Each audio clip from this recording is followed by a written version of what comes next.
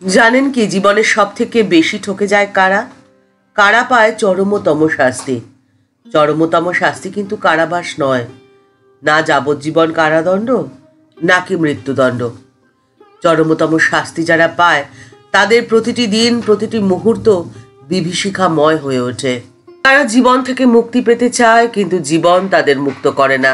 সবকিছু থেকেও কিছুই থাকে না তাদের।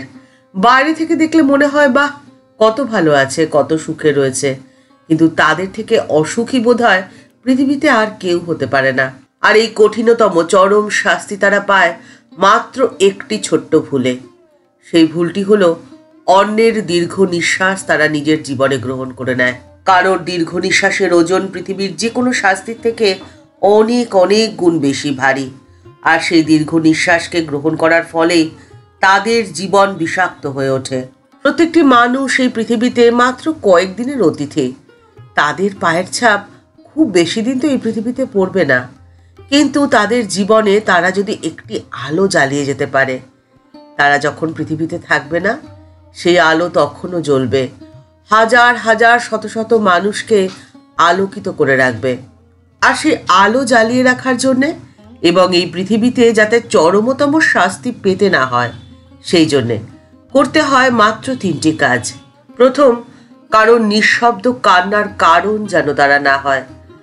আপনার চোখের জল যাদের জন্য এসেছে, তারা এই পৃথিবীতে কখনো শান্তিতে থাকতে পারবে না। তাদের পেতে হবে জীবনের চরমতম শাস্তি। যে কোনো কিছু ভাঙলে তার শব্দ তো হতে বাধ্য। আপনার হৃদয় ভাঙলে তারও শব্দ হয়, কিন্তু এই শব্দ বাইরে থেকে শোনা যায় না। যারা আপনার হৃদয় ভেঙেছে, আপনার হৃদয় ভাঙার শব্দ তাদের জীবনকে তছনছ করে দেয়। এই শব্দ হয় ভয়ঙ্কর। দ্বিতীয়, ঠকবাজরা, যারা আজকে আপনাকে ঠকিয়ে মনে করছে যে তারা আপনাকে ঠকাতে পেরেছে, এই আনন্দে তারা মেতে রয়েছে। আপনাকে ঠকানোর হিসেব প্রকৃতি তাদের থেকে কড়ায় গণ্ডায় শোধ করে নেবে।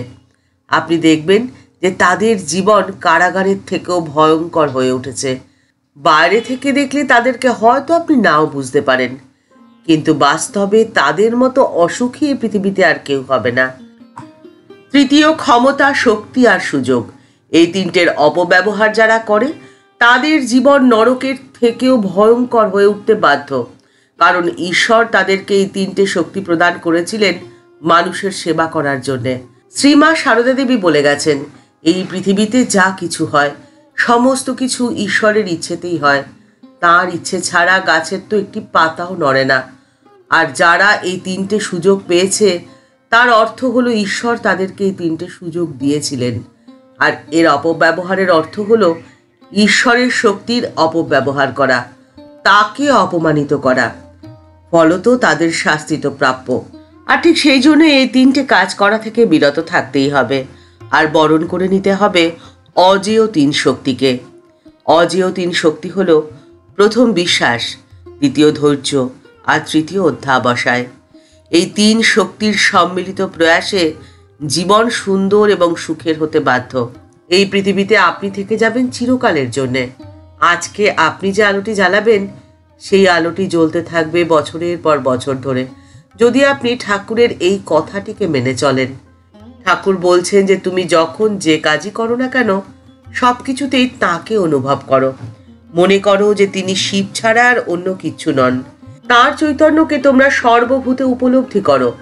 তাহলে তোমরা যে কাজই করো না কেন, মনের মধ্যে এক অপার আনন্দ আর শান্তি অনুভব করবে। যখন তোমরা ঈশ্বরের আরাধনা করবে, অর্থাৎ প্রতিদিনের নিত্য পুজো করবে, তখন তোমরা যে চৈতন্যকে উপলব্ধি করবে। রোগীর সেবা যখন করবে, তখনও সেই একই চৈতন্যকে তোমরা উপলব্ধি করতে পারো। তখন তোমার ঈশ্বরের সেবা হবে রোগীর পথ্য। ঠাকুর শ্রী রামকৃষ্ণ পরমহংসদেব দক্ষিণেশ্বরের ওই ঘরটিতে সর্বত্র ব্রহ্মের উপস্থিতি বর্ণনা করতে গিয়ে বলছেন, ঘটিটাও তিনি, বাটিটাও তিনি। এই কথা শুনে ঠাকুরের আদরের নরেন সেদিন খুব হেসেছিল, কিন্তু পরে ঠাকুর বিশ্বরূপ দর্শন করিয়ে নরেনকে বুঝিয়ে দিয়েছিলেন বাস্তব সত্যটা কি। স্বামী সর্বপ্রিয়ানন্দজি বলছেন, আমাদের একটি স্কুলে একজন মহারাজকে দেখতাম। প্রতিদিন ক্লাসে ঢোকার আগে ছাত্রদের দিকে ফিরে জোর হাতে প্রণাম করতেন। একদিন তাকে প্রশ্ন করা হলো যে তিনি এমন কেন করেন। তিনি বললেন, আমার সামনে সমস্ত গদাধর রূপী ঈশ্বর বসে রয়েছেন যে, আমি প্রত্যেকের মধ্যে ঠাকুরকে দেখতে পাচ্ছি, আমি তাদেরকে প্রণাম করছি। শ্রীরামকৃষ্ণ দর্শনের শেষ কথাই তো সমন্বয় ভাব। ঠাকুর নিজেই বলছেন, আমি সব লই। তিনি সমস্ত কিছুকে গ্রহণ করেন। জীবনের সমস্ত ক্ষেত্রে, সমস্ত পর্যায়ে, সমস্ত কাজে যদি আপনি ঠাকুরকে অনুভব করতে পারেন, উপলব্ধি করতে পারেন, তাহলে তো আপনি বাজিমাত করেই ফেলেছেন। আপনার সুখে থাকা রোধ করার ক্ষমতা কারোর হবে না। ঠাকুর মা ও স্বামীজির চরণে প্রণাম জানিয়ে আজকের পর্ব এখানেই শেষ হলো। দেখা হচ্ছে পরের পর্বে। আজকের পর্বের উপস্থাপনা যদি ভালো লাগে তাহলে লাইক বাটনটি প্রেস করে দেবেন, আর এই চ্যানেলে নতুন হয়ে থাকলে চ্যানেলটিকে সাবস্ক্রাইব করে বেল বাটনটি ক্লিক করে দিয়ে অল বাটনটিতে ক্লিক করে দেওয়ার অনুরোধ রইল। দেখা হচ্ছে পরের পর্বে। ভালো থাকবেন, সুস্থ থাকবেন। নমস্কার।